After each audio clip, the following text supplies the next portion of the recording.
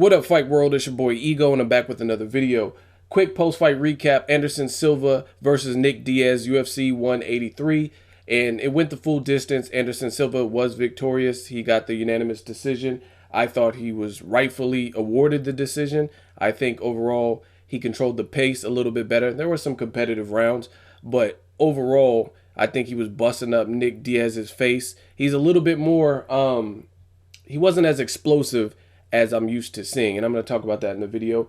He wasn't as explosive, but I think he systematically broke Nick Diaz down, and he was walking him down, and ultimately I thought he was if you look at both fighters, he wasn't the guy that needed to make an adjustment. I think Nick Diaz needed to make an adjustment, and he failed to do it. Therefore, he lost the fight.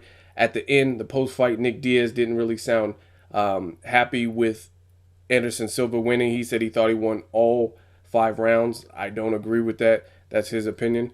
Again, I just think Anderson Silva won based on he just controlled and dictated the pace more. He landed the shots. He was more so the aggressor. He just overall was more effective to me.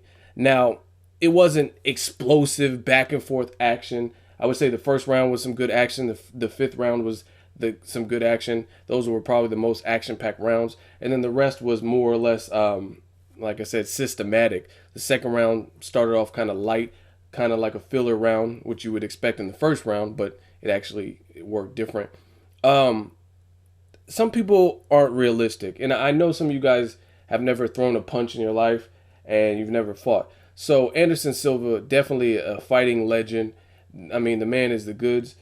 And to come off of a potentially career-ending injury, like his last injury versus Chris Weidman, that was gruesome. It looked like his fucking leg was going to kick off into the crowd. You know what I mean? It was like, if you go to YouTube, sometimes they make these like highlight videos. I guarantee they'll probably add that to it. They're like, they have ones with like the top 10 most gruesome injuries, sports injuries, and they have like Ed McCaffrey with the Broncos. They'll have Sid, what's his name? Sid Justice from wrestling. And I guarantee you if someone does one, they'll do Anderson Silva. It was just brutal stuff, the way he broke his leg. And to come back from that, if you guys know me as a sports fan, I love a good underdog story. So it was good to see Anderson Silva. I wasn't giving him the fight based on pity, though. I think he actually won the fight. So it was good to see him bounce back. Again, that type of injury he sustained in his last fight, that is not the type of injury that some people can overcome.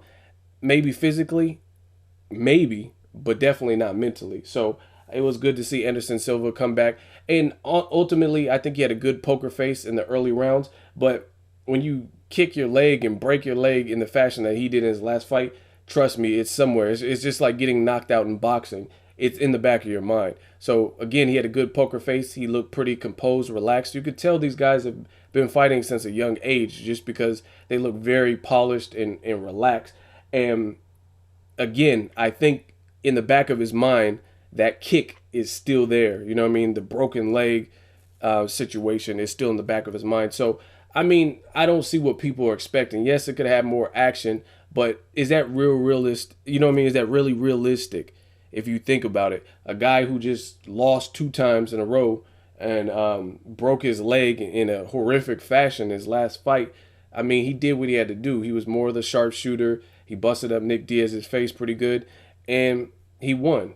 Yeah, he could have pressed the action, but again, I don't think that's realistic for a fighter to clearly be up and winning and then go for broke and fucking break your ankle. I mean, your shin and break your leg again, trying to do something that you really don't have to do. So I thought it was a good comeback fight for him. Again, not the most action-packed fight that I've seen him in or that I've seen in the UFC, but it was good to bring his confidence back and to tell himself, like, hey, I could do this. You know what I'm saying? It was more of an emotional, you could see he dropped to his feet, or he dropped down to the ground on the canvas after it was announced that he was the winner. So I think this is more of a like mental victory for him than anything else, to prove to himself that he can do it. So good to have you back, Anderson Silva. I would say as he continues to heal and rehab his leg, he'll probably be back to the more explosive Anderson Silva.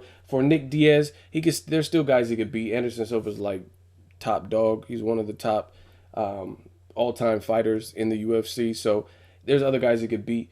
I just think Anderson Silva, based on his story being out a year and the broken leg, he didn't press the action like some people would have wanted, and it wasn't the firefight that it could have been a year and a half, 2 years ago, or whatever the situation is. But it was a good moral victory for Anderson Silva.